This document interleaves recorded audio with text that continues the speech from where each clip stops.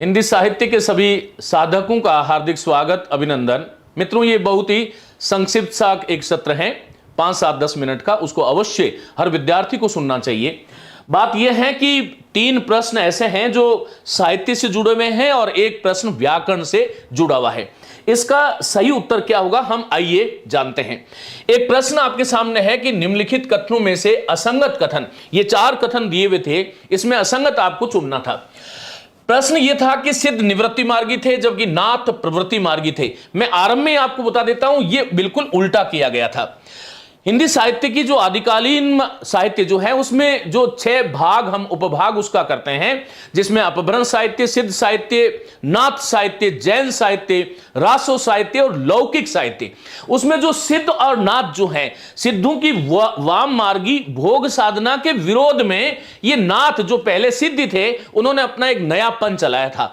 लेकिन वस्तुतः ये जो सिद्ध जो थे ना, ये सिद्ध जो थे ये प्रवृत्ति मार्गी थे।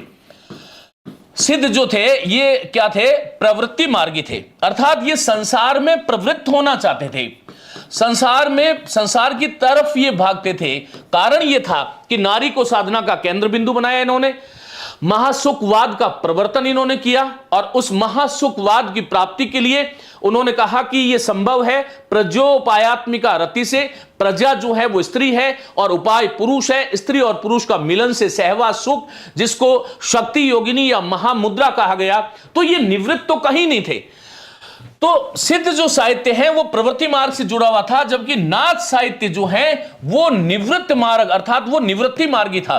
क्योंकि यहां पर हिंदी साहित्य में पहली बार नारी निंदा का सबसे पहला उल्लेख हमें हिंदी साहित्य में जो है वो नाथ साहित्य में देखने को मिलता है। हां, ये बात सत्य है कि सिद्ध साहित्य से नारी लेखन का आरंभ, हिंदी में नारी लेखन का आरंभ जो है वो हम सिद्ध साहित्य से मानते हैं, क्योंकि 3 वहां पर सिद्ध योगिनियां थी, कनखलापा, मणिभद्रपा और लक्ष्मी करापा। तो यहां पर यह हमें ध्यान रखना होगा। और दूसरी बात, सिद्ध तो प्रवृत्ति की बात कर रहे थे, वो ये कह रहे थे कि संसार रूपी विष को जो है वो उतारने के लिए संसार जो स्त्री रूपी विष का भोग आवश्यक है। राग ही राग जो है राग की औषधि है, विष ही विष की औषधि है। जबकि नाथ मार्गी बिल्कुल स्पष्ट कह रहे थे कि वैराग्य से ही राग दूर होता है। वो कहते थे कि जैसे अग्नि में घी डालने से अग्नि बुझती नहीं है अपितु और प्रज्वलित होती है, वैसे ही नाथ ये कहते थे कि राग को दूर करना है तो हमें वैराग्य की तरफ बढ़ना पड़ेगा। तो ये बात बिल्कुल साफ है। कुछ विद्यार्थी जो संदेह में आ गए थे, ये प्रश्न पत्र ऑफलाइन परीक्षा में मैंने दिया था कि सर ये कैसे होगा, तो ये ऐसे होगा। फिर मित्रों, क्योंकि जो सिद्ध साहित्य जो था उसमें 2 तरह की चीजें थी, एक चर्यापद था और एक जो है दोहा कोश था। तो एक प्रकार का गीत है, ये आचार संहिता है चर्यापद, जो अनुष्ठानों के समय गाया जाता था। ये बिल्कुल सही है। सिद्धों में रहस्यवाद की प्रधानता है। यदि आपसे कोई पूछ ले कि हिंदी में पहले रहस्यवादी कवि कौन है, तो वो सिद्धि है।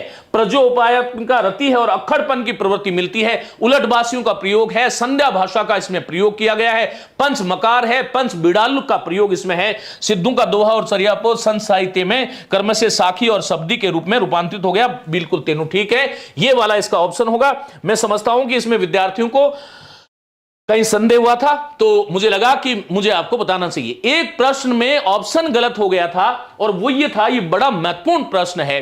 हिंदी साहित्य का जो आदिकाल है उसमें हजारी प्रसाद द्विवेदी का कथन है मित्रों, ये वस्तुते छंद, काव्यगत रूप, वक्तव्य वस्तु, कवि रूढ़ियों और परंपराओं की दृष्टि से यह साहित्य अपभ्रंश का ही बढ़ाव है।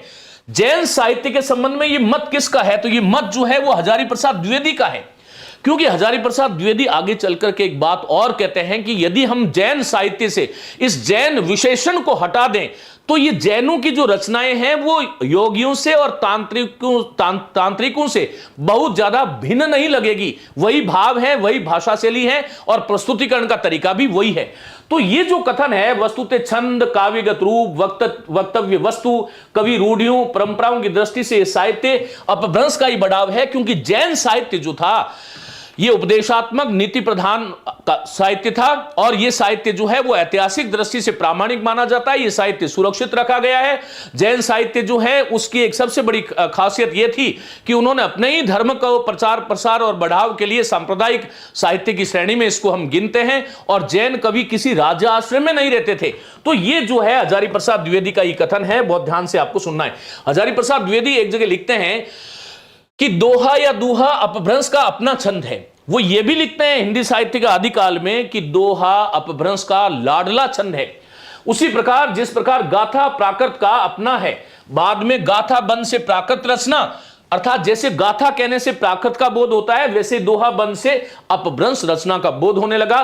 सारांश द्विवेदी जी ने गाथा को तो प्राकृत, गाथा या गहा को प्राकृत का छंद माना है, जबकि दोहे को अपभ्रंश का मुख्य छंद माना है। एक प्रश्न यह था कि किस विकल्प के सभी शब्द अशुद्ध हैं। मित्रों इसमें ये दोनों नहीं, ये तो सही था। ये प्रश्न इसमें तो कोई गड़बड़ नहीं थी। इसमें ये था साम्यता, सौंदर्यता, धैर्यता जो है ये सभी शब्द अशुद्ध हैं। तो इसमें तो ये शायद ये गलती से लग गया। एक प्रश्न यह था कि यही सच है कहानी के आधार पर संजय का रोज का नियम क्या था। मित्रों आजादी के बाद की लिखी गई नई कहानियों में 1966 में प्रकाशित होती है डायरी शैली में लिखी गई मनु भंडारी की एक महत्वपूर्ण कहानी है, जिसमें मध्यम वर्गीय जीवन के बदलावों का चित्रण किया गया है और पात्रों की मनस्थितियों का चित्रात्मक वर्णन इसमें मिलता है। इसमें दीपा, उसका प्रेमी और दीपा की सखी, ये तीन ही मुख्य पात्रों का रोल निभाते हैं। और इसमें यही पूछा था कि यही सच है कहानी के आधार पर संजय का रोज का नियम। तो रोज का नियम यह था कि दीपा को बाहों में भरकर वो चूम लेता था। और हर चौथे दिन का नियम जो था ना, हर चौथे दिन का जो नियम था वो रजनीगंधा का फूल ला करके वो उसको सजा देता था। बहुत सारे फूल लाता था और उसको वो सजा देता था। मैं समझता हूं एक प्रश्न जो है वो एक प्रश्न के माध्यम से मैंने 3 प्रश्न आपको क्लियर किए हैं। हिंदी साहित्य वाला प्रत्येक अभ्यर्थी इन प्रश्नों को अवश्य ही देखे। और साथियों एक सूचना यह है कि 4 मई को जो ऑफलाइन जो परीक्षा है वो सभी केंद्रों पर सुव्यवस्थित होने वाली है। मैं आग्रह करता हूं कि जिन भी साथियों ने ऑफलाइन परीक्षा में रजिस्ट्रेशन कराया है वो आवश्यक रूप से 4 मई को उपस्थित हो। आप बहुत कुछ आपको सीखने को मिलेगा। बहुत ही मौलिक प्रश्न पत्र जो है वो बनाया गया है। अपेक्षा करता हूं कि ये 5 प्रश्नों की जो श्रृंखला है, ये श्रृंखला आपके लिए एक बिल्कुल संजीवनी की तरह काम करेगी और आपके कुल अंकों में 10 से 12% में इजाफा होना सुनिश्चित है। बिल्कुल आप हौसले के साथ जाइएगा। प्रथम प्रश्न पत्र और द्वितीय प्रश्न पत्र याद रखें। प्रथम प्रश्न पत्र जो है वो आपका 2 से 3:30 होगा और द्वितीय प्रश्न पत्र पहले होगा 10 से जो है वो 1 बजे तक। इस बात को ध्यान रखें। अपने सेंटर पर 9:30 बजे आप लोग पहुंच जाएं। मेरी बहुत शुभकामनाएं।